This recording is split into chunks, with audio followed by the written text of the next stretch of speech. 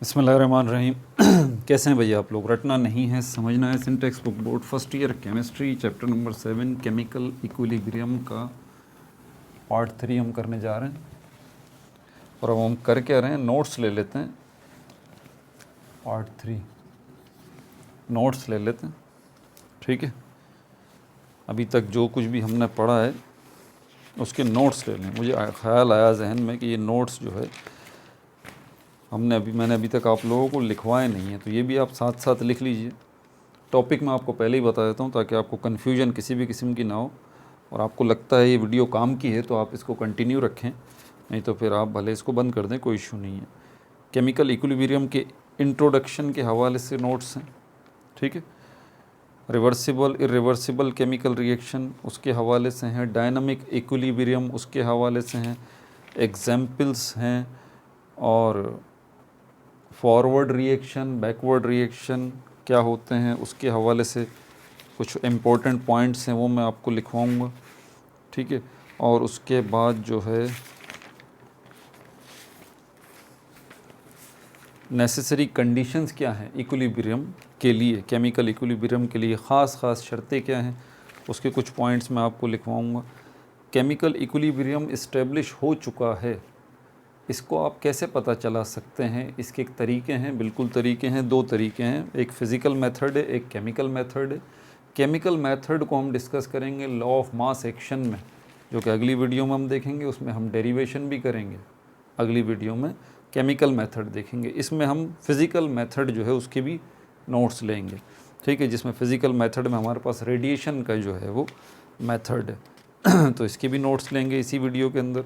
Chemical method जो है, दो तरीके हैं जिसकी मदद से आप केमिकल इक्विलिब्रियम को शनाख्त कर सकते हैं, आइडेंटिफाई कर सकते हैं कि केमिकल इक्विलिब्रियम इस्टेब्लिश हो गया है या नहीं हुआ, ठीक है। फ़िज़िकल मेथड के नोट्स मैं आपको बनवाऊंगा, इंपॉर्टेंट पॉइंट्स और बताऊंगा भी। और इसी फ़िज़िकल मेथड में रेडिएशन मेथड जो है उसको डिस्कस करेंगे, उसके पॉइंट्स भी लेंगे। केमिकल मेथड हम डिस्कस करेंगे लॉ ऑफ मास एक्शन में अगली वीडियो में। उसमें हम डेरिवेशन भी करेंगे, बहुत ज़्यादा इम्पोर्टेंट है। और डेरिवेशन करने के बाद हम एग्जाम्पल्स जो हैं वो भी हम सॉल्व करेंगे, ठीक है भाई। तो ये तरतीब पूरी चल रही है। कॉपी पेंसिल ले लीजिए, लेक्चर को नोट करना है, नोट ही करना है, क्योंकि ये मैं नोट्स ही इंपॉर्टेंट पॉइंट्स जो हैं वो आपको बनवा रहा हूँ। पिछली वीडियो नहीं देखी है तो अब हर वीडियो की डिस्क्रिप्शन के अंदर जो है प्लेलिस्ट के लिंक्स मौजूद हैं, प्लेलिस्ट के लिंक्स मौजूद हैं। इस वीडियो की डिस्क्रिप्शन में भी देखिए, आप नीचे क्लिक कीजिए तो डिस्क्रिप्शन में आपको प्लेलिस्ट जो है, बहुत सारी प्लेलिस्ट के लिंक्स आपको नज़र आएंगे, ठीक है। उनके अंदर आपको 11th केमिस्ट्री की प्लेलिस्ट का लिंक भी मिलेगा, उस पर क्लिक करें आप। पिछले जितने चैप्टर्स हो चुके हैं, चैप्टर नंबर 1, 2, 3, 4, 5, 6, सारे टॉपिक्स के lectures, self assessments, examples, numericals, problems, MCQs, short question answers, long question answers, scientific reason, सब कुछ सॉल्व करवा दिया। इसके अलावा और डिस्क्रिप्शन में देखें तो आपको और भी प्लेलिस्ट के लिंक्स मिलेंगे, जैसे कि मैट्रिक बायोलॉजी की प्लेलिस्ट का भी लिंक आपको मिलेगा। मैट्रिक पाकिस्तान स्टडी जो है उसकी प्लेलिस्ट का भी लिंक आपको मिलेगा। और जो है ओल्ड बुक्स जो हैं केमिस्ट्री की, फ़िज़िक्स की और मैथमेटिक्स की, इनकी भी प्लेलिस्ट के लिंक्स जो हैं वो आपको मिल जाएंगे। पुरानी वीडियोस के, पुराने बुक्स के ऊपर वीडियोस देखना चाहते हैं आप तो टू द पॉइंट, एक वर्ड में आपको जो है वो कॉन्सेप्ट क्लियर करना है अपनी किसी चीज़ को लेके। व्हाट सीरीज़ बनाई है मैंने, 1-1 मिनट की वीडियोस हैं। एटम क्या है, मॉलिक्यूल क्या है, आयन क्या है, ये सब आपको पता लग जाएगा। शॉर्ट्स के नाम से प्लेलिस्ट मौजूद है, वो देख लीजिए। फ्यूचर से रिलेटेड जो है आप वीडियोस देखना चाहते हैं अपनी, कि मैट्रिक के बाद कौन सी फील्ड्स लेनी है, इंटर के बाद आपको क्या करना है, CSS, PCS, एंट्री टेस्ट की तैयारी, उसके हवाले से गाइडलाइन, एग्ज़ाम्स के हवाले से गाइडलाइन, मोटिवेशनल वीडियोस है, सारी की सारी इन्फॉर्मेटिव हैं। देखना चाहते हैं तो मोटिवेशन के नाम से प्लेलिस्ट मौजूद है, उसका लिंक मौजूद है, क्लिक कीजिए और वो वीडियोस देखिए। बेसिक्स आपकी वीक हैं, केमिस्ट्री की बेसिक्स आपकी वीक है, मैथमेटिक्स की बेसिक्स आपकी वीक है, इंग्लिश लैंग्वेज की तो basics of mathematics, basics of chemistry, basics of English language, इनकी प्लेलिस्ट के लिंक्स भी डिस्क्रिप्शन में ही मौजूद हैं, ठीक है भाई। और एडवांस इंग्लिश लैंग्वेज देखना चाहते हैं तो इंग्लिश लैंग्वेज एडवांस जो है, जिसमें टेंसेस मैंने करवाएं, एक्टिव वॉइस, पैसिव वॉइस करवाएं, उसकी प्लेलिस्ट का लिंक भी जो है वो मौजूद है। ठीक है भाई। और इसके अलावा model papers, Hyderabad board, Karachi board, इनके मॉडल पेपर्स जो हैं, उनके सॉल्यूशंस जो हैं, उनके ऊपर भी मैंने वीडियोस बनाई हैं। ठीक है, तो वो आप देखिए, केमिस्ट्री, फिज़िक्स, मैथमेटिक्स, बायोलॉजी, इनके ऊपर। ठीक है भाई, अब आगे चलते हैं। इंट्रोडक्शन, मेन पॉइंट्स हैं जिनको मैं नोट्स कहता हूँ और असल में होते यही हैं। Introduction to chemical equilibrium. ठीक है भाई, तो सबसे पहले केमिकल इक्विलिब्रियम के हवाले से नोट्स ले लेते हैं। व्हाट, क्या है ये? स्टेट है, एक हालत का नाम है। किसकी स्टेट है ये? State of a chemical reaction. State of a chemical reaction, chemical reaction की एक हालत का नाम है। क्या हो रहा है इसके अंदर? इन विच, जिसमें क्या हो रहा है? Both forward and backward reaction, both forward and backward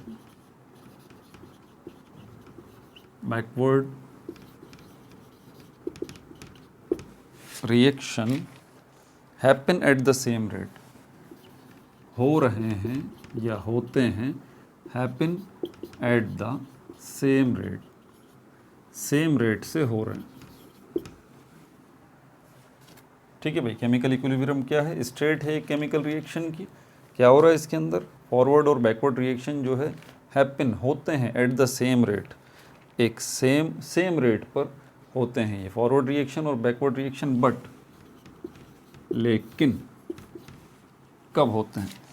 after establishing equilibrium, after establishing equilibrium. जी, थोड़ा सा टाइम लगता है, केमिकल रिएक्शन शुरू तो हो जाता है, केमिकल रिएक्शन शुरू तो हो जाता है, रिवर्सिबल केमिकल रिएक्शन, लेकिन और उस रिवर्सिबल केमिकल रिएक्शन में थोड़े टाइम बाद जो है वो इक्विलिब्रियम इस्टेब्लिश होता है, इक्विलिब्रियम जो है वो कायम हो जाता है। ठीक है, केमिकल इक्विलिब्रियम आल्सो कॉल्ड, इसको एक और नाम भी दिया जाता है। क्या नाम दिया जाता है? Dynamic equilibrium, dynamic equilibrium. क्यों ये नाम दिया जाता है? बिकॉज क्योंकि it is in state of motion, it is in state of motion, ये हरकत की हालत में होता है, इसीलिए डायनामिक वर्ड का मतलब ही हरकत होता है। ठीक है भाई, और कौन सी हरकत है वो? फॉरवर्ड एंड बैकवर्ड, आगे पीछे हरकत करना, रिएक्टेंट से प्रोडक्ट का बनना, प्रोडक्ट से रिएक्टेंट का बनना, फॉरवर्ड बैकवर्ड रिएक्शंस जो होते हैं। अच्छा, इट लुक्स, आप कंटेनर की तरफ देखेंगे तो आपको कैसे नज़र आएंगी? इट लुक्स स्टैटिक, स्टैटिक यानी कि स्टॉप, रुका हुआ, स्टैटिक यानी कि रुका हुआ, ये आपको नज़र आएगा। कौन? केमिकल इक्विलिब्रियम जब इस्टेब्लिश हो जाएगा तो इस्टेब्लिश होने के बाद केमिकल रिएक्शन की हालत आपको कैसी नज़र आएगी? ऐसी नज़र आएगी जैसे स्टैटिक हो गया है, केमिकल रिएक्शन रुक गया है। ठीक है, because no change is being observed by eye, क्योंकि आप अपनी आँख से कोई तब्दीली होते हुए नहीं देख रहे। Because no change is being observed by eye, आपको अपनी आँख से कोई बदलाव नज़र नहीं आ रहा होता, कोई चेंज आपको नज़र नहीं आ रहा होता। अब यहाँ से एक क्वेश्चन अराइज होता है, देन हाउ,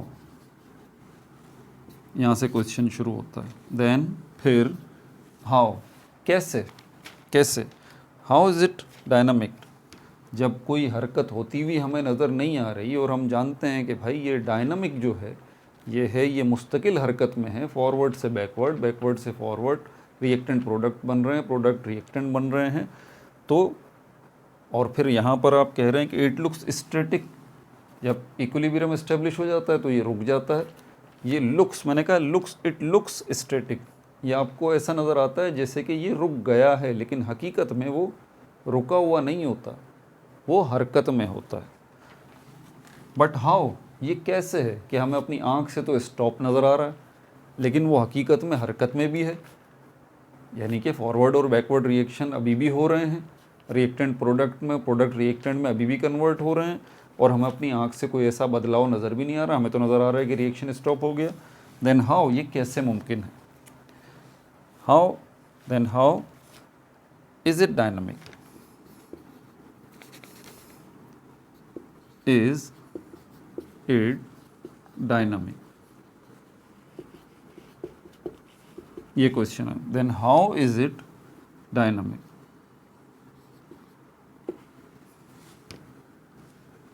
तो ये डायनामिक कैसे है भाई, ठीक है। इसका जवाब, आंसर, सडन चेंज, या फिर इसको कहेंगे change is so fast, change is so fast, कि चेंज जो आ रहा है फॉरवर्ड से बैकवर्ड में, बैकवर्ड से फॉरवर्ड में, रिएक्टेंट का प्रोडक्ट में, प्रोडक्ट का रिएक्टेंट में बदलाव होना, ये इतनी तेज़ी से होता है कि आपको चेंज फील ही नहीं होता, आपको ऐसा लगता है रुक गया है केमिकल रिएक्शन। वो याद करें पिछली वीडियो में मैंने जो मिसाल दी है दो लड़कों की, कि वो 10 रुपीज़ का जो एक्सचेंज हो रहा है, याद है ना, पिछली वीडियो जिन्होंने देखी होगी उनको फ़ौरन क्लिक करेगा कि वो 10 रुपये एक दूसरे को इतनी तेज़ी से दे रहे थे, 10 रुपीज़ के, चेंज भी आ रहा था लेकिन इतनी स्पीड से आ रहा था कि बज़ाहिर ऐसा लग रहा था कि कोई चेंज ही नहीं आ रहा, उसके पास भी 50 रुपीज़ हैं, उसके पास भी 50 रुपीज़ हैं, हालांकि दोनों मुस्तकिल बड़ी तेज़ी के साथ एक दूसरे की पॉकेट में 10 रुपीज़ डाल रहे थे। ठीक है भाई, आगे चलें। अभी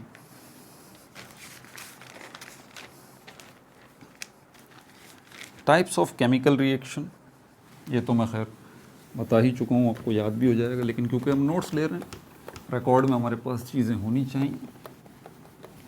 इक्विलिब्रियम का इंट्रोडक्शन हो गया, केमिकल इक्विलिब्रियम का इंट्रोडक्शन हो गया, इसको डायनामिक क्यों कहा जाता है ये बात भी हो गई। Types of chemical reaction, chemical reaction की types, types of chemical reaction, chemical reaction की टाइप्स कितनी हैं भाई? दो हैं, reversible chemical reaction, reversible and irreversible. First video मैंने इसी पे बनाई थी, बड़ी तफसील से समझा दिया। इर्रिवर्सिबल केमिकल रिएक्शन की कैरेक्टरिस्टिक्स, इर्रिवर्सिबल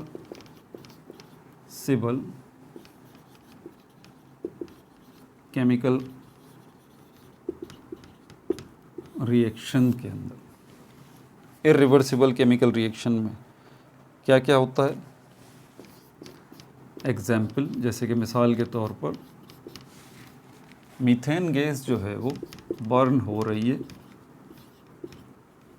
कंबस्शन का प्रोसेस हो रहा है, मीथेन गैस बर्न हो रही है और उसके नतीजे में कार्बन डाइऑक्साइड बन रही है और वाटर बन रहा है, वाटर वेपर्स की शक्ल में। ठीक है, vessel, open vessel, reversible chemical reaction के लिए जिस कंटेनर के अंदर आप केमिकल रिएक्शन करवा रहे हैं, जिस कंटेनर में आप केमिकल रिएक्शन करवा रहे हैं वो क्या होगा? इसको आप कंटेनर कहें, वेसल कहें, ठीक है, एक ही बात है, बर्तन कहें। तो ये जो वेसल है, ये कंटेनर है, ये क्या होगा? ओपन वेसल होगा, खुला हुआ होगा, यहाँ कोई ढक्कन नहीं लगा होगा। किन की बात हो रही है? इर्रिवर्सिबल केमिकल रिएक्शंस की। ठीक है, अच्छा, तीसरा पॉइंट इर्रिवर्सिबल केमिकल रिएक्शन के हवाले से, ये कंप्लीट होगा, एक दफ़ा में मुकम्मल हो जाएगा, कंप्लीट होगा, ये मुकम्मल होगा, ठीक है। रिएक्टेंट प्रोडक्ट में कन्वर्ट हो जाएंगे, मामला ख़त्म। जैसे कि यहाँ पर मीथेन गैस और ऑक्सीजन गैस रिएक्ट होकर कार्बन डाइऑक्साइड और वाटर वेपर में कन्वर्ट हो जाएंगे, मामला ख़त्म हो जाएगा। अच्छा, अब चलते हैं रिवर्सिबल की तरफ, इसके भी ज़रा पॉइंट्स देख लें। रिवर्सिबल रिएक्शन, इसके भी इम्पोर्टेंट पॉइंट्स जो हैं हम लेते हैं अभी। रिवर्सिबल रिएक्शन के लिए क्लोज्ड वेसल, जो भी कंटेनर आप लें उसके अंदर रिवर्सिबल केमिकल रिएक्शन को अगर ऑब्ज़र्व करना चाहते हैं तो वो जो कंटेनर है, वो जो वेसल है, वो क्लोज्ड, उसके ऊपर ढक्कन लगा होना चाहिए, वो बिल्कुल बंद हो, तो आसानी से आप जो है वो रिवर्सिबल केमिकल रिएक्शन को स्टडी कर सकते हैं। दूसरा पॉइंट, ये इनकम्प्लीट होता है, इनकम्प्लीट होता है, मुकम्मल हो ही नहीं पाता ना भाई। कंप्लीट का मतलब क्या है? कंप्लीट का मतलब जितनी मीथेन गैस है, जितनी ऑक्सीजन गैस है, सबकी सब इस्तेमाल हो गई और कार्बन डाइऑक्साइड बन गई और वाटर बन गया। लेकिन रिवर्सिबल केमिकल रिएक्शन का प्रॉब्लम तो यही है ना कि रिएक्टेंट जो है वो कुछ रिएक्टेंट प्रोडक्ट में कन्वर्ट होती हैं, तो उसी वक्त प्रोडक्ट जो है दोबारा रिएक्टेंट में कन्वर्ट होना शुरू हो जाती हैं, तो ये मुकम्मल हो ही नहीं पाता ये वाला जो है, इसीलिए इसको इनकम्प्लीट केमिकल रिएक्शन कहते हैं, ठीक है भाई। रिवर्सिबल को मुस्तकिल ये काम हो रहा होता है, प्रोडक्ट रिएक्टेंट में, रिएक्टेंट प्रोडक्ट में, ठीक है भाई।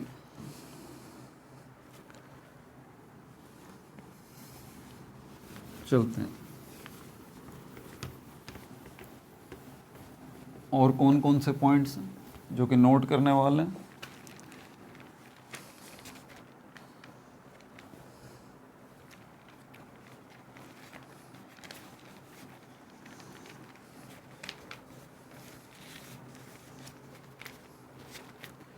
केमिकल इक्विलिब्रियम,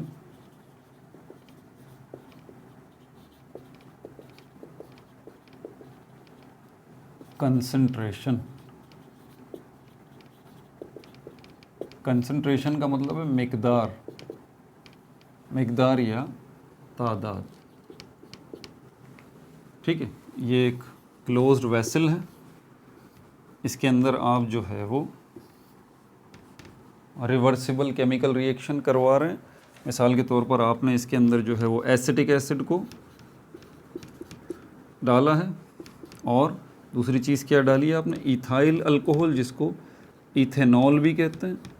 आपने एसिटिक एसिड और इथाइल अल्कोहल को रिएक्ट करवाया इस कंटेनर में, ढक्कन लगा हुआ है बिल्कुल बंद, और उसके नतीजे में क्या बना है? उसके नतीजे में दो चीज़ें बनी हैं, ethyl acetate CH3 COO C2H5OH, एक तो इथाइल एसीटेट बनेगा CH3 COO C2H5OH, ethyl acetate, ठीक है, प्लस दूसरी कौन सी चीज़ बनेगी? वाटर बनेगा।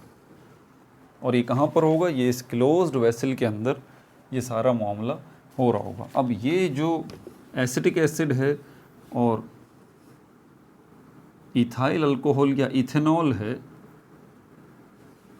इथाइल अल्कोहल या इथेनॉल है, इसकी भी कुछ ना कुछ तो मिकदार तो आप लेंगे ना भाई, कुछ ना कुछ तो मिकदार होगी ना। आप लैब में जब ये तजुर्बा कर रहे हैं, एक्सपेरिमेंट कर रहे हैं, तो एसिटिक एसिड आप ले रहे हैं तो तोल के लेंगे ना, ऐसे थोड़ी अपनी मर्ज़ी से कितना भी आपने डाल दिया, नहीं, ऐसा तो नहीं किया। कुछ ग्रामों में आपने बात की होगी, मिसाल के तौर पर 200 ग्राम जो है वो आपने ले लिया ये एसिटिक एसिड, और इथाइल अल्कोहल जो है वो आपने 100 ग्राम ले लिया, इथाइल अल्कोहल 100 ग्राम ले लिया। तो ये जो आपने 200 ग्राम और 100 ग्राम लिया है, ये मिकदारें हैं ना इसकी, इन्हीं को हम क्या नाम दे रहे हैं? Concentration, concentration. तो और जब ये आपस में रिएक्ट करेंगे और उसके नतीजे में ये इथाइल एसीटेट बनेगा और वाटर बनेगा, तो इसकी भी तो कुछ ना कुछ मिकदार होगी ना, इसकी भी कुछ ना कुछ मिकदार होगी। सपोज़ कर लें ये 60 ग्राम बन जाएगा, इथाइल एसीटेट और वाटर जो है ये 40 ग्राम बन जाएगा। तो मिकदार है केमिकल इक्विलिब्रियम के अंदर, रिवर्सिबल रिएक्शन के अंदर मिकदार दोनों की होगी। शुरू में सिर्फ रिएक्टेंट्स की मिकदार होगी, थोड़ी देर बाद प्रोडक्ट्स की होगी, और फिर दोनों की मिकदारें आपको एक ही कंटेनर में पड़े हुए नज़र आ रहे होंगे। आपको जब इक्विलिब्रियम इस्टेब्लिश हो जाएगा, इसी कंटेनर में आपको एसिटिक एसिड भी नज़र आ रहा होगा, इथाइल अल्कोहल भी नज़र आ रहा होगा, इथाइल एसीटेट भी नज़र आ रहा होगा, और जो है वो वाटर भी नज़र आ रहा होगा इसी कंटेनर में, ठीक है। और रिवर्सिबल रिएक्शन चल रहा होगा, डायनामिक इक्विलिब्रियम जो है वो इस्टेब्लिश हो चुका होगा, केमिकल इक्विलिब्रियम इस्टेब्लिश हो चुका होगा इसके अंदर। तो ये जो भी यहाँ पर चीज़ें पड़ी हुई हैं चार, इनकी कुछ ना कुछ मिकदार तो होगी ना। शुरू में आपने 200 ग्राम लिया या 100 ग्राम लिया, उसके बाद इससे जब ये बना तो ये 60 ग्राम बन गया, ये 40 ग्राम बन गया। इनकी मिकदारों को ही हम कंसंट्रेशन की बात कर रहे हैं। तो केमिकल इक्विलिब्रियम कंसंट्रेशन, इसकी बात हो रही है कि ये जो है इसके हवाले से क्या मालूमात है अभी बता देता हूँ। इसके हवाले से, कंसंट्रेशन के हवाले से, रिएक्टेंट और प्रोडक्ट की क्या बात करने जा रहा हूँ। Concentration of reactant and product, ठीक है भाई। तो किसकी बात होने जा रही है अभी? मिकदार की, कंसंट्रेशन की। कब? जब केमिकल इक्विलिब्रियम इस्टेब्लिश हो गया, तो उस वक्त जब केमिकल इक्विलिब्रियम इस्टेब्लिश हो गया, उस वक्त रिएक्टेंट और प्रोडक्ट की जो मिकदार है उसके ऊपर हम बात करने जा रहे हैं, उसकी कंसंट्रेशन पे बात करने जा रहे हैं, ठीक है भाई। तो यहाँ पर ये लिखा हुआ है, अब इसमें क्या बात है, स्टेट ऑफ रिवर्सिबल रिएक्शन। इसकी डेफिनेशन की तरफ देख लें। एक और तरह से इसकी डेफिनेशन जो है केमिकल इक्विलिब्रियम की आ सकती है कि क्या है ये, state of reversible reaction, state of reversible reaction in which, जिसमें the concentration of reactant, the concentration यानी कि मिकदार, concentration of reactant and products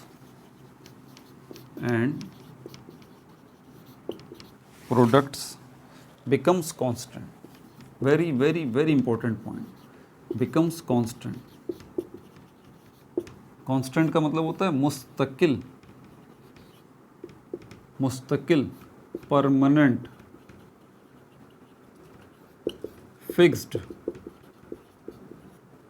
यानी कि इक्विलिब्रियम, केमिकल इक्विलिब्रियम जब इस्टेब्लिश हो जाता है, या केमिकल इक्विलिब्रियम ऐसी स्टेट है रिवर्सिबल रिएक्शन की कि जब ये स्टेट हासिल हो जाती है तो उस वक्त कंसंट्रेशन या मिकदार जो होती है रिएक्टेंट की और प्रोडक्ट की बिकम्स कांस्टेंट, वो मुस्तकिल हो जाती है, कांस्टेंट हो जाती है, परमानेंट हो जाती है या फिक्स्ड हो जाती है, उसमें बदलाव नहीं आता। जैसे अभी मैंने 200 ग्राम और 100 ग्राम और उसके बाद 60 ग्राम और 40 ग्राम मैंने अभी मिसाल दे के समझाया ना आपको एसिटिक एसिड की उसमें।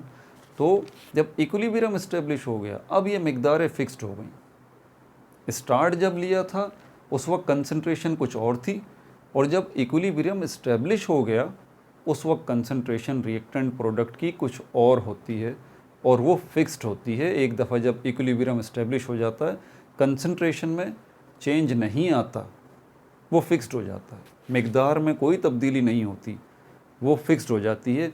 जब इक्विलिब्रियम इस्टेब्लिश होता है, रिएक्टेंट की और प्रोडक्ट की कंसंट्रेशन में कोई चेंज नहीं आता, वो फिक्स्ड हो जाती है कंसंट्रेशन, वो परमानेंट हो जाती है। यहाँ पर इस डेफिनेशन में केमिकल इक्विलिब्रियम की यहाँ यही मैंने बात लिखवाई है। कोर आइडिया जो है वो यही है, ठीक है भाई। अब आगे देख लेते हैं dynamic equilibrium.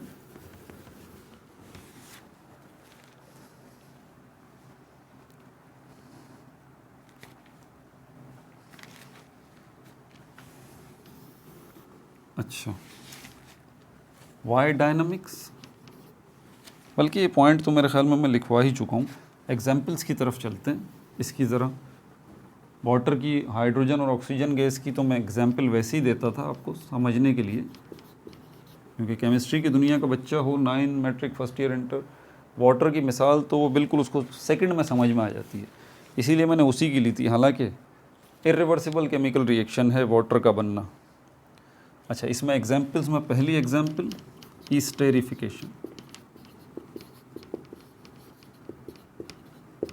ईस्टेरिफिकेशन of acid and alcohol, of acid and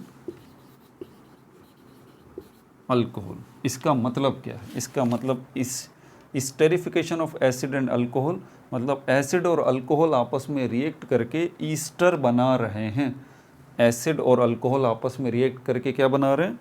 Easter बना रहे हैं। This process is called esterification. ठीक है, इसकी एग्जाम्पल केमिकल इक्वेशन मैं वैसे बना भी चुका था, CH3COOH, ये एसिटिक एसिड है, एसिटिक एसिड, और ये C2H5OH ये इथाइल अल्कोहल है, इथाइल अल्कोहल, इसको इथेनॉल भी कहते हैं। Reversible chemical reaction double arrow होते हैं, ठीक है, इस तरह के रिवर्सिबल केमिकल रिएक्शन की पहचान ये। इथाइल एसीटेट बनेगा CH3COO C2H5OH ये बनेगा। ठीक है भाई, सॉरी मैंने शायद पहले भी लिख दिया था, सॉरी भाई, ज़रा इसको काट लीजिएगा, OH नहीं आएगा इसके साथ, बस सिर्फ C2H5 आएगा। ठीक है, प्लस 2H2O।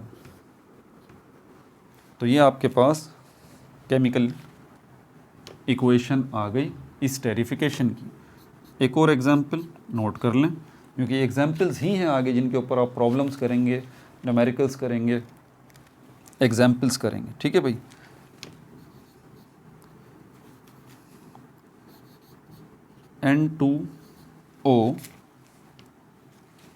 N2O4, इसका नाम थोड़ा सा बड़ा है, ठीक है, तो मैं लिख देता हूँ di nitrogen paint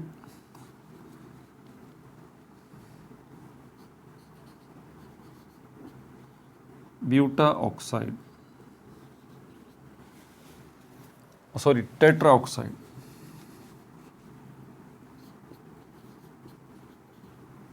tetra oxide, di nitrogen tetra oxide इस कंपाउंड का नाम है। ठीक है भाई, और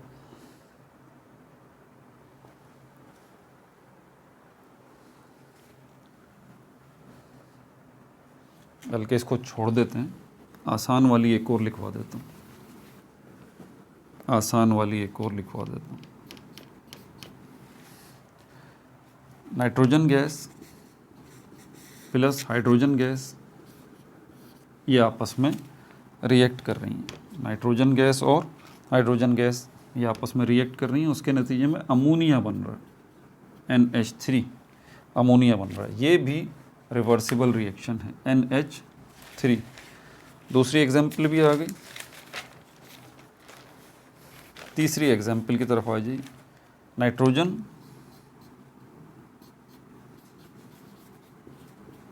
और ऑक्सीजन ये आपस में रिएक्ट कर रहे हैं और उसके बदले में नाइट्रिक ऑक्साइड बन रहा है, नाइट्रिक ऑक्साइड, ये 2 लगा दिया मैंने।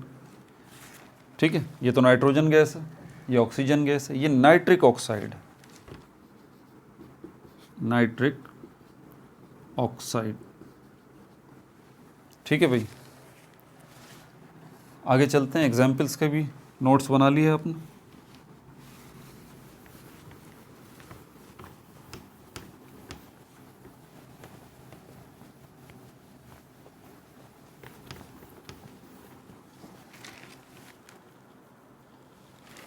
फॉरवर्ड रिएक्शन, आपको पता है ना, केमिकल इक्विलिब्रियम जब इस्टेब्लिश हो जाता है रिवर्सिबल केमिकल रिएक्शन में, तो इस रिवर्सिबल केमिकल रिएक्शन के 2 स्टेप्स होते हैं, फॉरवर्ड रिएक्शन और बैकवर्ड रिएक्शन। फॉरवर्ड रिएक्शन वो होता है जो रिएक्टेंट से प्रोडक्ट बनने वाला होता है, और बैकवर्ड या रिवर्स रिएक्शन वो होता है जो प्रोडक्ट से रिएक्टेंट बनने वाला होता है। ठीक है भाई, तो ज़रा फॉरवर्ड रिएक्शन के हवाले से भी पॉइंट लिख लीजिए। फॉरवर्ड रिएक्शन क्या है? Transformation of reactant into product. इसमें क्या हो रहा है? ट्रांसफॉर्म शक्ल बदलना, transform of reactant into product, transform of reactant into product take place कहाँ होता है? Take place from left to right. Chemical equation में देखेंगे from left to right. Chemical equation की दो साइड्स होती हैं ना, लेफ्ट हैंड साइड और right hand side. Left hand side से राइट हैंड साइड की तरफ ये होता है, ठीक है भाई। इब्तिदा में at initial stage, at initial stage, जबकि अभी इक्विलिब्रियम इस्टेब्लिश नहीं हुआ है, ठीक है। इक्विलिब्रियम थोड़े टाइम बाद जाके इस्टेब्लिश होता है। एट इनिशियल स्टेज, शुरू में, शुरुआती स्टेज के अंदर, फॉरवर्ड रिएक्शन के अंदर क्या होता है? Rate is fast, rate is fast. Rate जो है वो बहुत फास्ट होता है, रेट इज़ फास्ट, बहुत फास्ट होता है रेट, ठीक है। After some time, after some time, थोड़े टाइम बाद क्या होता है? थोड़े टाइम बाद रिएक्शन बिकम स्लो। ये फॉरवर्ड रिएक्शन जो है वो रिएक्शन बिकम्स स्लो, ये रिएक्शन जो है वो स्लो हो जाता है। अच्छा, अब रिवर्स रिएक्शन की तरफ चलते हैं। रिवर्स या बैकवर्ड रिएक्शन, रिवर्स रिएक्शन क्या हो रहा है इसके अंदर? कन्वर्जन या transformation, conversion of products into reactant, conversion of products into reactants. Right to left, सिम्त क्या है इसकी? राइट से लेफ्ट की तरफ, राइट टू लेफ्ट इसकी सिम्त। एट इनिशियल स्टेज, जब ये प्रोडक्ट से रिएक्टेंट बनना शुरू होते हैं, ठीक है, राइट से लेफ्ट की तरफ रिएक्शन स्टार्ट हो जाता है, तो शुरू में क्या होता है? एट इनिशियल स्टेज, शुरू में, एट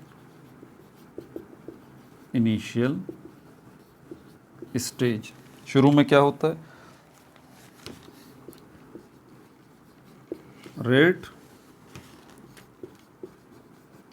वेरी स्लो,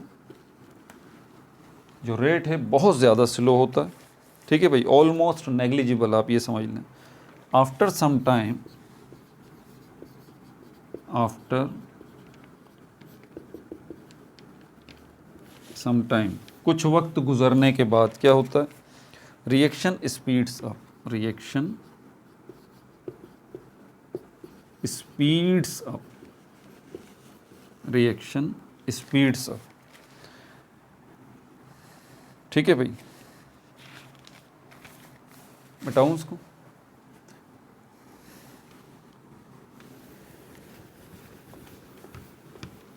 एक एग्जाम्पल देख लें, प्रैक्टिकल एग्जाम्पल इसकी, ठीक है, आप खुद भी कर सकते हैं। प्रैक्टिकल एग्जाम्पल इसकी देख लीजिए। Practical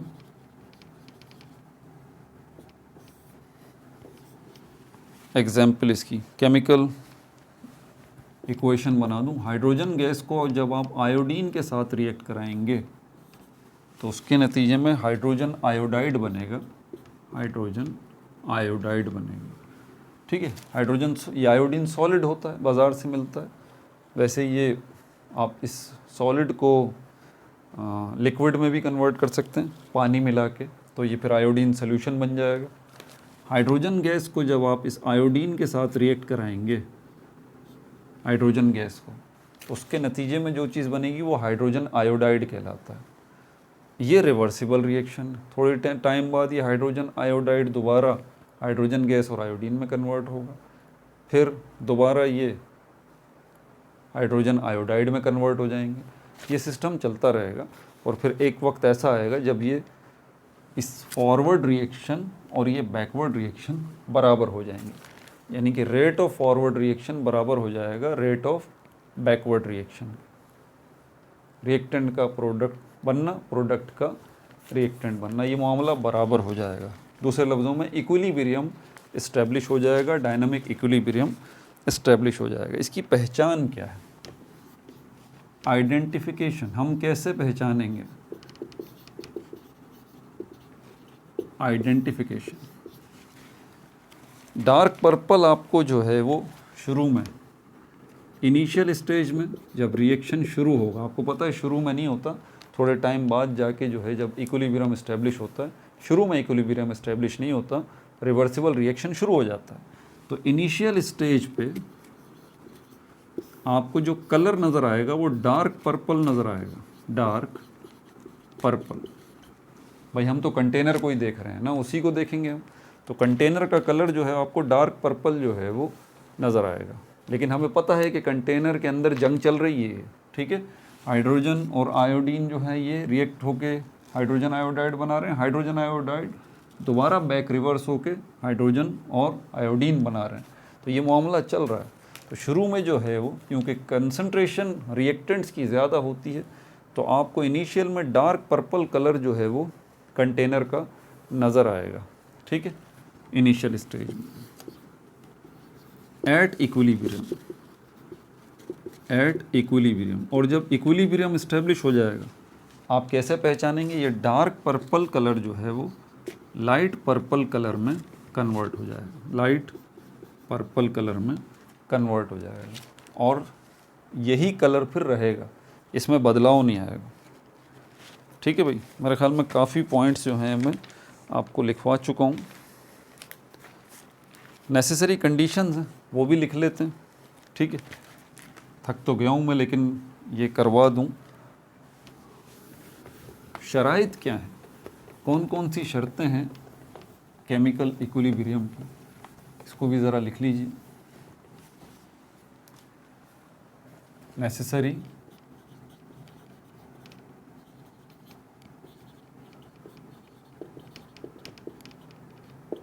conditions for equilibrium. एक शर्त तो मैं आपको पहले ही बता चुका था कि भाई केमिकल इक्विलिब्रियम इस्टेब्लिश करवाना है आपको, रिवर्सिबल रिएक्शन करवाना कोई बड़ी बात नहीं है, आप रिवर्सिबल रिएक्शन, केमिकल रिएक्शन शुरू करवा सकते हैं, लेकिन उसके अंदर इक्विलिब्रियम को इस्टेब्लिश करवाना ये बड़ी बात है। तो आपको कुछ शराइत पे अमल करना पड़ेगा। पहली शर्त क्या है? क्लोज्ड वेसल होनी चाहिए। जो भी आप बर्तन लें, क्लोज्ड वेसल, कंटेनर जो है वो बंद हो, उसके ऊपर ढक्कन लगा हो अच्छे तरीके से।